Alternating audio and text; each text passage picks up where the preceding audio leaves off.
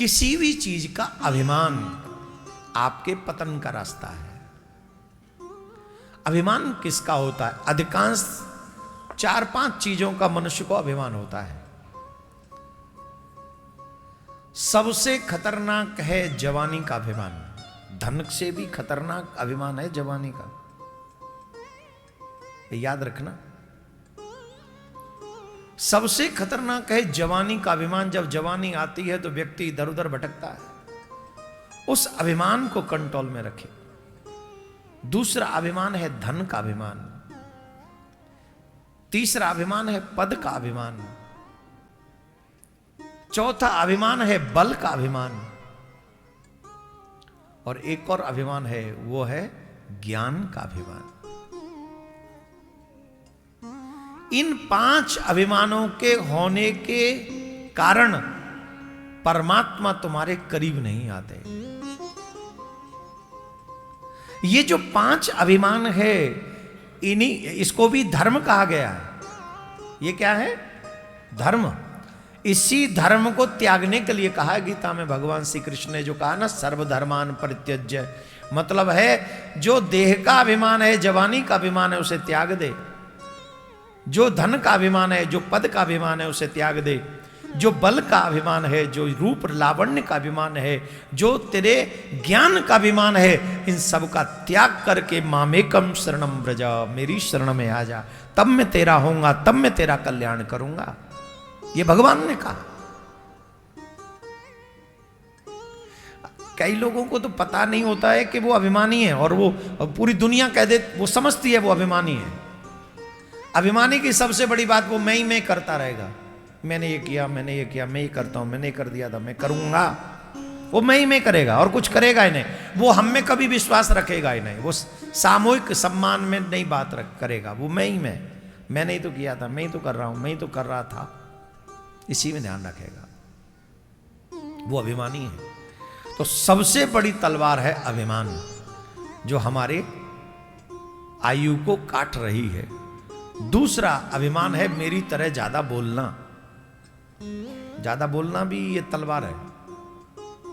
ये जो हम लोग चिबिर चिबिर करते रहते हैं ना, कभी ये बोल गए, कभी ये बोल गए, कभी ये बोल गए, तो झट जाके किसी को, कभी कभी किसी को बोलना अच्छा लगता है। भाई एक के पक्ष में अगर हम धर्म के विषय में बोलेंगे तो किसी को, एक को हेतु होता है, किसी का अनहित होता है। जिसका अनहित होता है वो तलवार लेके घूमता है पीछे। जब मौका मिलेगा देख तो लेंगे बेटा तुझे। पर हम भी अपने ठाकुर जी के भरोसे रहते हैं। तू तलवार लेके घूम, हमारे ठाकुर जी पे तो चक्कर है, सुदर्शन चक्र है, तेरी तलवार काम ही नहीं करेगी। हम तो है कि नहीं? कई लोग लेके घूमते तलवार, देख लेंगे, मौके की तलाश में डोलते हैं। अरे हम तो कहते हैं हम तो ठाकुर जी के हैं, जितना जिंदगी जीना था जी चुके हैं। अब तो धर्म की सेवा करनी है, धर्म की रक्षा के लिए काम करना है। जितना बन पड़ेगा शरीर के माध्यम से करेंगे। जो लोग चाहें वो करें, और नहीं चाहे तो तुम अपने घर में पड़े रहो। हम तो अपना काम करेंगे। हम तो पे ठाकुर जी को शकल दिखाने के लिए काम कर रहे हैं। हमें किसी से कोई वो नहीं चाहिए, कोई क्या बोलते हैं उसको, शील्ड नहीं चाहिए। हमें कोई पद्म श्री, पद्म विभूषण, भारत रत्न नहीं दे देगा। न तो हमारे ऐसे लक्षण है, हमारे लक्षण भी ऐसे नहीं है पद्म श्री पाने वाले। हम उनमें से एक बने ही नहीं है। और हमारी पद्म श्री तो यही है, यही भारत रत्न है हमारा। तो ज्यादा ठाकुर जी को कार्य करते करते अपने जीवन में अंतिम सांस ले लेंगे, हमारा वही भारत रत्न है। हमें वही कार्य करना है। आजकल के जैसे माहौल को देखते हुए हमको तो लगता है कि मतलब सियावर रामचंद्र की जय ही ठीक है। पर फिर भी अब यहाँ लिखा है कि ज्यादा बोलना भी दुधारी तलवार है। तो इसीलिए हम कह रहे हैं हमारी तरह ज्यादा बोलना ठीक नहीं है। शांत रहा करो, कम बोला करो। तुम लोग मतलब धर्म के लिए बोला करो, बाकी की जरूरत नहीं। धर्मो रक्षति रक्षता, अपने धर्म के लिए अवश्य बोलना चाहिए। अपने धर्म की रक्षा के लिए, अपने सनातन की रक्षा के लिए अवश्य बोलना चाहिए। तो अधिक बोलना भी त्याग करना चाहिए। क्रोध का आना भी ये तलवार का काम करती है। जो बहुत अनाप शनाप क्रोध करते हैं ना लोग, ये भी ठीक नहीं है। बहुत क्रोध करते हैं, बहुत,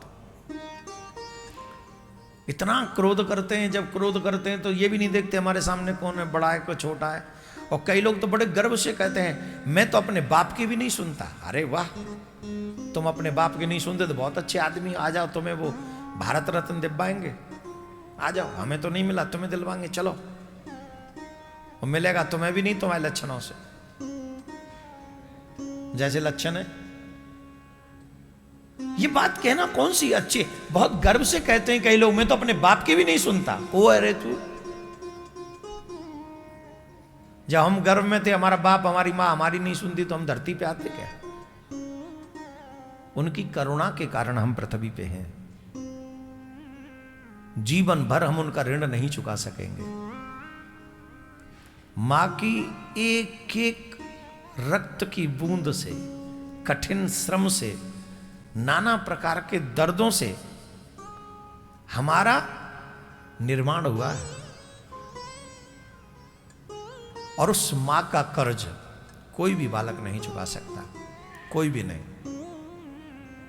जो लोग सुसाइड कर लेते हैं उनसे भी निवेदन है, एक ऋण तो तुम पे है ही तुम्हारे मां का, कि तुमको कोख में रखा, उससे भी बड़ा ऋण लेके जा रहे हो तुम बुढ़ापे में मां को ये दर्द देके जा रहे हो। कभी भी उल्टा सीधा काम नहीं करना चाहिए। फाइट करो प्रॉब्लम से, लेकिन ये सब नहीं। This is not good for you and your family. ये तुम्हारे लिए, तुम्हारे परिवार के लिए अच्छा नहीं। तो क्रोध नहीं करना चाहिए। और आजकल के बच्चे क्रोधी बहुत हैं। यहाँ जितने भी बैठे ना, बड़ा बड़ा तिलक भी लगा लेते हैं, मंदिर में ओम जय जगदीश हरे, मात पिता तुम मेरे, मैं तुम्हारे पीछे पड़ा। भगवान भी कहते हैं तू आगे पीछे पड़ा, मैं तेरे आगे खड़ा, चिंता मत कर, बता। और माँ बाप बुला रहे हैं, क्या जा रे, चाय पीएंगे, ओ परे ही बाप, जब अपने आप पी लो, जब देखो देख भजन करूँ कि तुम्हारे संग चाय पीऊँ। मैं जस्ट वो उदाहरण दे रहा हूं मैं, और कुछ नहीं कह रहा हूं। आप इतने क्रोधी हैं कि जन्म देने वाले माँ बाप का अपमान कर रहे हैं, और वहां जो खड़े हैं मंदिर में ठाकुर जी, उनसे आप ऐसे व्यवहार कर रहे हैं जैसे उनके बिना अब तुम जियोगे नहीं। ठाकुर जी क्या कर रहे हैं? Look it there, go there. ये जो बीच में, वैसे मुझे कहना नहीं चाहिए, ये बाबा जी नहीं होना चाहिए। जब तक शादी ना हो जाए, 2-4 बाल गोपाल ना हो जाए, तब तक कोई बाबा जी बनने की जरूरत नहीं। बाप कैसे कर चुका हो अपने माँ बाप का? ये बाबा जी बनना बहुत आसान है। बाबा जी बनने क्या है, छोड़ दो, भाग जाओ, अपने भी पेट की चिंता नहीं, सब दे देंगे, सब खिला देंगे तुमको। अरे ठीक है, बाबा जी बनना है, 50 साल के बाद बन जाओ ना, कौन रोक रहा है तुम्हें? 50 साल के बाद बन के दिखाओ बाबा जी। संत बनना आसान नहीं है, ये नहीं समझना कि हम नहीं चाहते संत नहीं बने। संत होने चाहिए, और खूब। मैं तो करूँ 5-5, 6-6 बालक आपके घर में हो, इनमें से 2 बाबा जी पहले ही बना दो। फिर इकलौता वो पप्पू, वो बन जाए बाबा जी। घर में तो दियो बुझगो कि ना बुझगो। हालांकि संत बनने से कई पीढ़ियां तर जाती हैं, इसमें कोई संशय नहीं, पर देश और धर्म के हिसाब से सनातनियों की संख्या बढ़ना बहुत जरूरी है। तो ये हमारा आइडिया है, ये हमारा विचार है, हमारा मानना है, हर सनातनी के घर में बाल गोपाल होने चाहिए। बाबा जी का रास्ता तो राष्ट्र में खुला ही है। अरे मैं कहता हूं, संत बनना है, अगर इतने अच्छे संत हो, 1 मिनट में तुम्हारा सन्यास हो जाएगा और 1 मिनट में मुक्ति हो जाएगी। गृहस्थ में रहकर किसी को दुख मत दो। या बाबा जी बन के भी तुम दूसरों के खिलाफ षड्यंत्र करते रहो, काय के बाबा जी। और यहां गृहस्थी बनकर अगर तुम जीवन में किसी का दुख न दो और भगवान का भजन करते रहो, मैं निश्चित कहता हूं एक क्षण में तुम्हारा कल्याण हो जाएगा। मैं संत महात्माओं का बहुत आदर करता हूं, मेरा सर उनके चरणों में पड़ा है। ऐसे इस भाव को ये न समझे कि अब संत हो गए, बिजली का बिल तो आश्रम में भरना ही पड़ेगा, वो तो उसकी टेंशन रहेगी। भगत आ गए, उन्हें चाय पिलाने की टेंशन रहेगी। कोई और आ गया, उसे लाने ले जाने की टेंशन रहेगी। तो ऐसा नहीं है कि टेंशन वहां नहीं रहेगी बाबा जी बने पीछे। आप चले जाओ वृंदावन में, जितने भी संतों स्वरूप में हैं, उनके सबकी जेब में मोबाइल रखा होगा, है कि नहीं? जवाब दो। कौन कौन संतों के बीच में ज्यादा आते जाते हैं? हाथ उठाओ। जो संतों के बीच में आने जाते, जो मैं बड़े बड़ों की नहीं कर रहा हूं, जो बाल गोपाल अभी हुए हैं, सब नए बाबा जी हुए, नहीं है मोबाइल उनके हाथों में।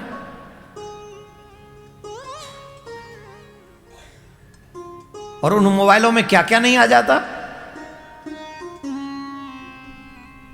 इन सब जब त्याग करना है तो मोबाइल का भी त्याग करो, मोबाइल का त्याग करो, स्कूटी का त्याग करो, इन सब का त्याग करके सिर्फ और सिर्फ राधे राधे राधे राधे राधे राधे का जाप करो।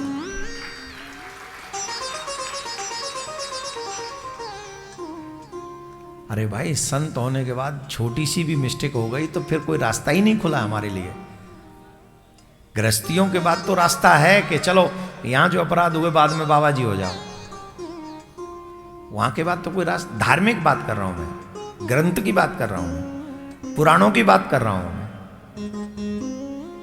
तो इसलिए मैं तो सभी सनातनियों से कहूंगा, जिन जिन का संत बनने का विचार है जरूर बनिएगा।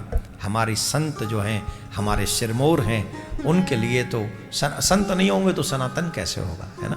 तो वो तो बनना ही चाहिए, पर 2-4 बाल गोपाल अपने परिवार को दे जाओ, उसके बाद में बनो तो अच्छा रहेगा।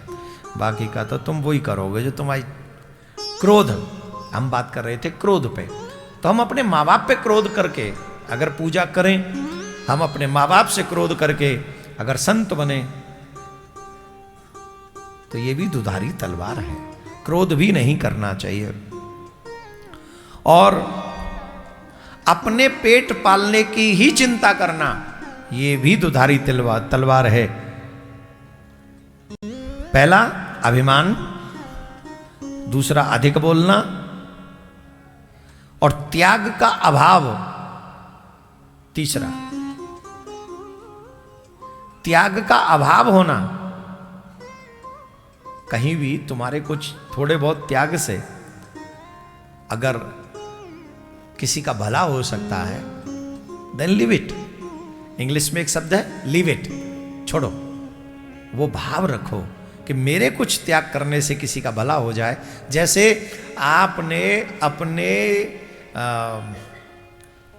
भोजन में से, आपकी भोजन की थाली रखी है और उसी समय एक भिक्षुक आया कि मैंने दोपहर से, मतलब सुबह से भोजन नहीं किया और रात हो गई है, I am too much angry, मुझे बहुत भूख लग रही है। तो उस समय आप कहो कि मैं कैसे त्याग कर दूं, अरे मुझे भी लग रही है, मेरा भोजन है। तो ये हो गया त्याग का अभाव। और आपने अगर वो त्याग कर दिया तो, थोड़ा त्याग कर दिया तो क्या होगा, उसको शांति मिल गई। आपने तो अभी दोपहर में शाम को ही चाय के संग खाए थे ना वो गोभी के पकौड़े 5 बजे गोभी के पकौड़े चाय के संग सिलटा लिए। वो एक प्लेट माने 15-20 पकौड़े थे उसमें, वो तो चाय के संग खा चुके हो। और उसके बाद रात्रि में 8-9 बजे फिर बैठ गए लेके, दोपहर का भोजन हो ही चुका था। तो थोड़ा त्याग ये हो जाए कि नहीं, मुझे नहीं भी मिलेगा तो it's okay, you can eat it, please you can eat, आप भोजन कर सकते हैं। ये भाव, ये त्याग का अभाव भी दुधारी तलवार है, याद रखना। क्रोध दुधारी तलवार है। सिर्फ अपने ही पेट को पालने की इच्छा रखना भी दुधारी तलवार है। अब ऐसे सोच सकते हो, पत्नी ने सोचा मैं अपना ही पेट भरूं, पति को कुछ दूं ही ना, या पति ने सोच लिया कि मैं अपना ही पेट भरूं, पत्नी को पूछूं ही ना। पत्नी कै दिन भूखी रह लेगी तुम्हारे संग में? भोजन बनाना पत्नी को ही है, तो एक दिन सब्जी खिलाएगी, तुमको नहीं, तुम नहीं खाओगी, हम ही खाएंगे। दूसरे दिन दाल खिलाएगी, तुमको नहीं, हम ही खाएंगे, तुम नहीं खाओगे। तीसरे दिन तुम्हें दाल सब्जी में जरूर कुछ मिला हुआ मिलेगा, और उसके बाद सिर्फ पत्नी खाएगी, तू कभी नहीं खाने लायक बचेगा।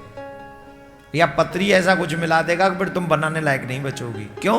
तुम सिर्फ अपने पेट की चिंता कर रहे हो, अपने पेट के नहीं, अपने परिवार के, अपने समाज के, उन कुछ लोगों के भी पेट की चिंता करो जो लोग अपने धन के अभाव में अपने पेट के भरने के लिए तरसते हैं। उनके लिए भी तुम्हारे हृदय में स्थान होना चाहिए, और जो सिर्फ अपने बारे में सोचते हैं उनका नुकसान होता है। और एक बात, अपने प्रियजनों से द्रोह करना भी दुधारी तलवार है। आज के समाज में विश्वास नहीं है साहब किसी पे। हमारे भारत में तो ऐसा माहौल बन गया है, ऐसा माहौल बन गया, आप विश्वास नहीं कर सकते किसी पे।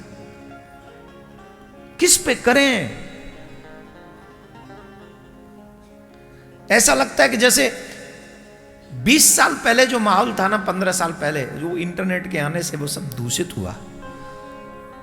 अविश्वास बढ़ा है समाज में, और उसके पीछे रीजन यही है कि हम एक दूसरे की चुगली करते हैं, एक दूसरे की बुराई करते हैं, एक दूसरे के प्रति हम लोग पीछे पड़ जाते हैं।